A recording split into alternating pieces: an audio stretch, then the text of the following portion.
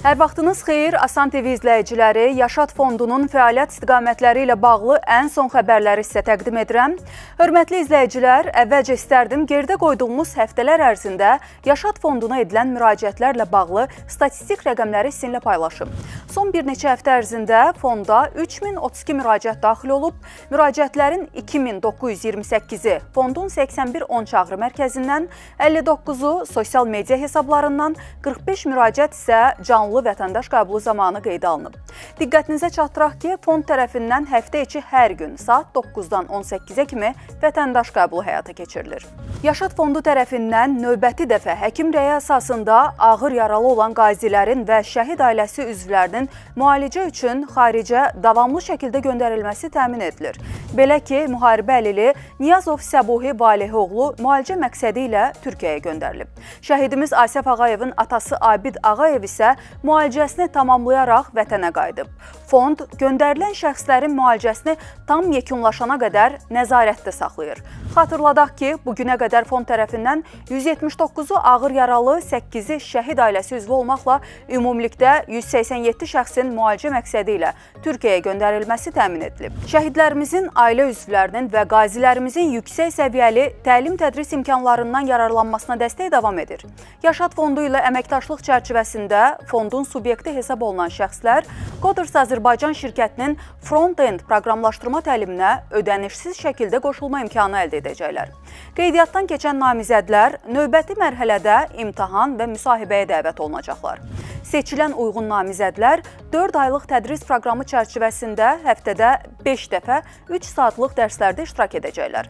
Proqramı uğurla bitirənlər isə sertifikatla təmin olunacaqlar. Fond şəhidlərimizin övladları ilə bağlı layihələrə də biganə qalmır, dəstək olur. Bu dəfə Mingəçevirdə Yaşad Fondunun, Asan Xidmətin, İnnovasiyalar Mərkəzinin, Bilim Bakı Mərkəzinin birgə təşkilatçılığı, Azərkontrakt Açıq Səhmdar Cəmiyyətinin baş sponsorluğu, Mingəçevir şəhər İcra Hakimiyyətinin və Asan Könüllüləri Təşkilatının dəstəyi ilə Bilimdən Zəfərə layihəsi baş tutub. Layihə Mingəçevir, Tərtər, Ağdaş, Bərdə, Goranboy, Göyçay, Kürdəmir, Ucar, Yevlax rayonundan olan 6-14 yaş aralığındakı 70-ə yaxın şəhid övladını əhatə edib. İştirakçılara riyaziyyat, dizayn, təbiət elmləri, texnologiya, astronomiya sahəsində müxtəlif təlimlər, ustad dərsləri keçirilib. Proseslərin vizual izahı üçün müşahidələr və təcrübələr aparılıb.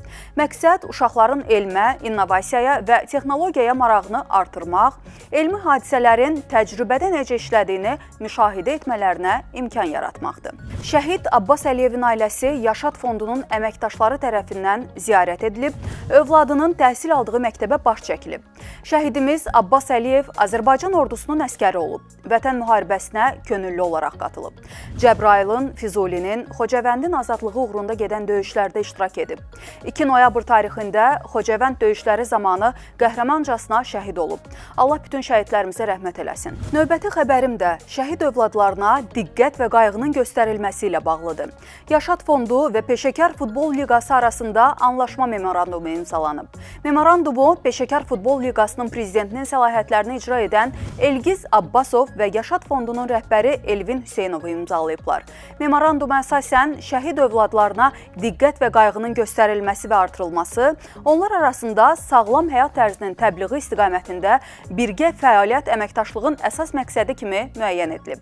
Peşəkar Futbol Liqası bu anlaşmaya əsasən öz bayrağı altında keçirilən oyunlarda, yarışlarda, şəhid övladlarının oyunçularla xüsusi günlərdə meydançaya çıxmasının, o cümlədən onların iştirakının müxtəlif formada təmin edilməsi, şəhid övladları üçün birgə yay düşərgələrinin təşkili, onların arasında sağlam həyat tərzinin, vətənpərvərliyin təbliği yönündə çalışma öhdəliyi götürülüb. Sonda istərdim Yaşad Fondunun vəsaitləri və vətəndaşlarımız tərəfindən edilən ianələrlə bağlı məlumatı nəzərinizə çatdırım.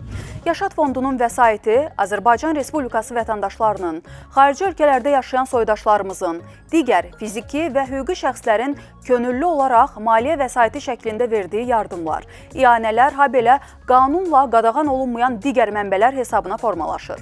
Yaşad.gov.az rəsmi internet portalından istifadə etməklə ianə etmək mümkündür. Bu formada edilən ianələr zamanı şəxsə ianə sertifikatı təqdim olunur. SMS vasitəsilə ianə etmək üçün bütün mobil operatorlardan 8110 qısa nömrəsinə 1, 3, 5, 10, 20, 50 rəqəmlərini yazmaqla müvafiq olaraq 1,50 AZN dəyərində ianə etmək mümkündür.